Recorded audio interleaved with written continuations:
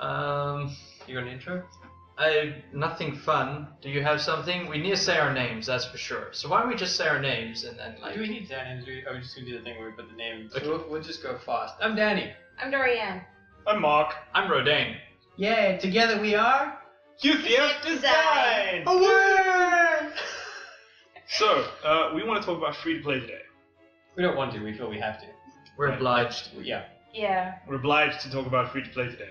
Lamenting the energy cost of free-to-play games. Yeah. Because you have games that are like, no, you can only pay so much of me today. You get some of them that feel good and some of them that just don't. Well, there's probably reasons why they feel good and why they don't feel good. Let's talk about it. Let's have a 20-minute conversation about this. So our goal is to try and talk about free-to-play from a perspective of people who design games for a living, and are they things that we feel as designers we can get our hands around and start doing cool things with.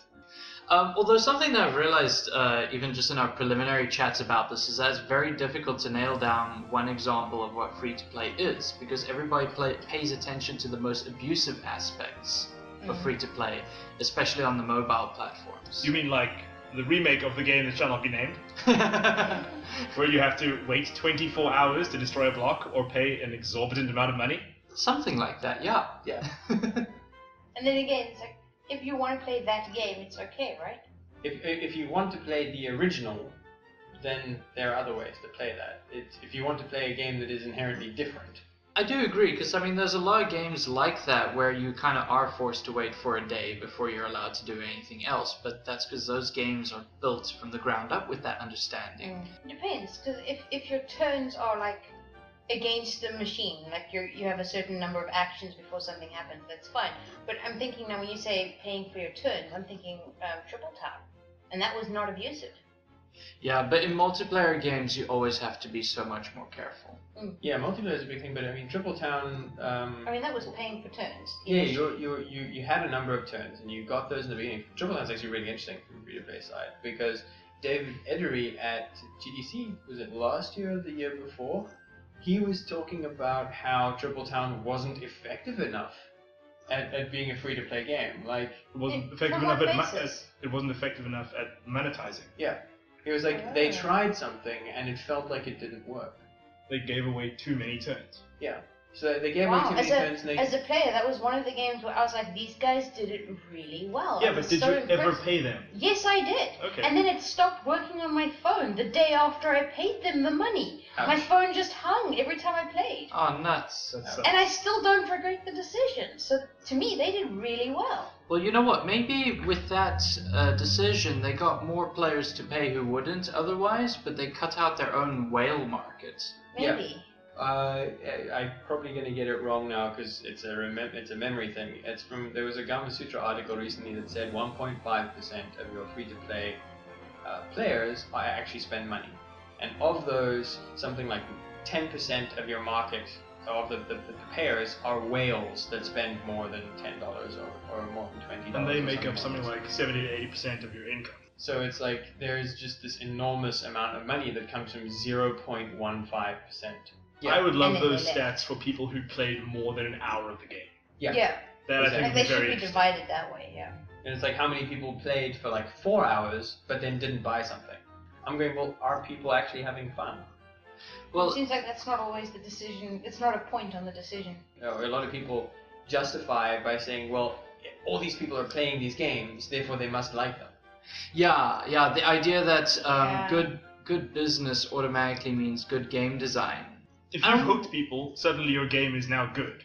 Yeah, its merit as a design is directly tied into the idea that everybody has perfect judgment about, you know, all the games that they're playing, that they're not simply picking up Flappy Bird because it was shoved up into the top 10 by rap and botting. You know? That implies that Flappy Bird's a good game, and I think we all know it's not. Well, some people do argue that it is a good game. Compared to all the people that copied it and tried to copy it, it was a lot better than a lot of the copies. I saw an analog Flappy Bird that was made in a shoebox. That was my favorite Flappy Bird. Oh yeah, the Arduino one. That was pretty cool. The thing with Flappy Bird is that game is essentially a tutorial that most game designers go through when they're first messing around with making games. Yeah. It's not, by any stretch of the imagination, like a design innovation. Flappy Bird has more commercial success than all of those games, and it is seen by many to be a great game just because of its commercial success. Straight up. So we have players called these whales who are basically propping up the financial base of a game for everybody else. And Valve recently released that video about external happiness, or... Yeah, positive externalities. Right? Yeah. Like Valve goes, no, we don't want to be like everybody else that's making free-to-play games. We are sure that we can make free-to-play games that don't feel exploitative and that aren't something that gets in the way of actually enjoying the game. So they go, cool. So you have positive externalities, the idea that the people who are not paying for the game, one, enjoy it when other people are paying for stuff, and two, that the people who aren't paying are also providing value, which is the thing that isn't necessarily said when people are like doing the whole, oh, whales, there's whales and non-whales. Yeah, whereas in a Valve game, because you're generally doing things that impact everyone you're playing with, they can provide the player who does decide to pay with positive feedback for having paid. Yeah, and also everybody else gets positive feedback, and that means that you can't do pay-to-win stuff. You look at something like League of Legends, and they also do positive externalities as far as the skins are concerned, because you're not going to see those skins if you don't buy them, but you can see other people playing with them. No, that's a good point. And people, like, you know, people comment, oh, nice skin, or oh, that's cool, that's cool. A lot of people, when they're talking about free-to-play, as, you know, when you're talking to other game designers, they're like, okay, free-to-play is good because Valve and Dota and League of Legends and Team Fortress 2 and whatever. And then somehow that is supposed to translate from this PC market that is like multiplayer-centric, that focuses on very specific groups of players, and is this team-based thing where there are people you're trying to help and people you're not trying to help. Where positive externalities are much easier to generate. Exactly. Like in a multiplayer setting, there's a scope and there's a meaty game that's going on that is independent of the actual fun gameplay. Whereas something like Farmville or Candy Crush, the meaty game is non-existent. If you're playing a game because you're standing in the queue at the bank, and all of a sudden you need to pay to get to the next section or to just carry on playing, that's not fun. That's not a positive thing. You were already doing it because something else in your life was interrupted. You're standing in a queue. Now you're doing this. Now, I think that's my point, is that saying that this PC market where it's the good free-to-play is different, you know, means that the exploitative and feeling bad free-to-play on a lot of mobile titles comes from. Like, you can't really conflate the two, they're not the same. And so saying that this one justifies all the rest of the free-to-play stuff happening. No, quite right. When you're buying a skin in LoL, it's not the same as buying to destroy a block in Dungeon Keeper. Thinking about Desktop Dungeons being free-to-play, we knew we couldn't do it on PC because we've been taking pre-orders. Right? Sure. And we had our Steam deal, we were sorted, we knew we were going to be selling the game that way, and we were already working on the beta, etc, etc, etc.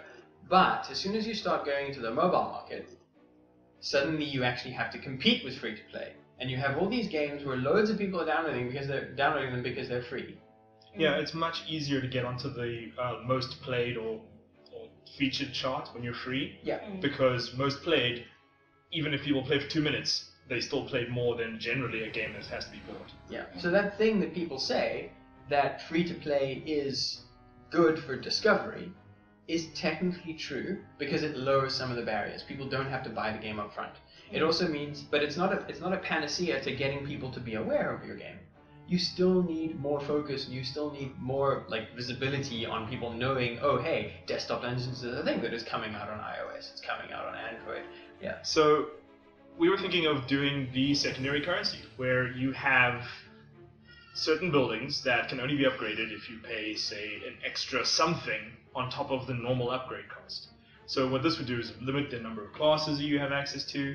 Obviously, we look at doing something like a rotating roster of other classes that you don't have yet, that you can play maybe once a day to wet your whistle, you know, that sort of thing. Yeah, so it's like, is that going to be a worthwhile thing to do in the game? Or do we want to do a thing where it's like, okay, you can upgrade and play, but maybe you can only play 1 or 2 dungeon runs, you know? But the big thing for us, I think the major thing for us, is being able to do something where there's like a cap.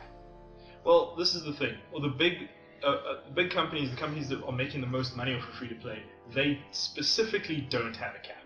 Yeah. Because they want you to continue paying over and over and over again to keep getting benefits. Yeah.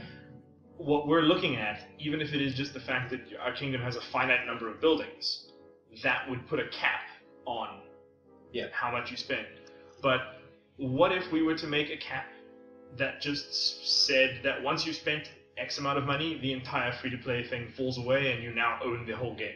Desktop Dungeons has always felt like a game that we made this game. It's not we made this game on PC and now for a different version. It doesn't feel true to it. Yeah. Is it a service or is it a game? I hate that Yeah. question. I really actually fucking hate that question because it's sort of a very weird thing to say. Does it but- need to be either?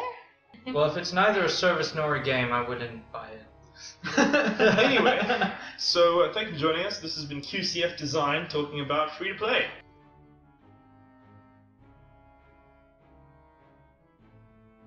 Yeah, I think so. I'm actually going to trail out the audio slowly while we just ramble about balloons. It'd be awesome if you just totally said that bit as well. Yeah, that's true, actually. Maybe I'll And do then that. this bit.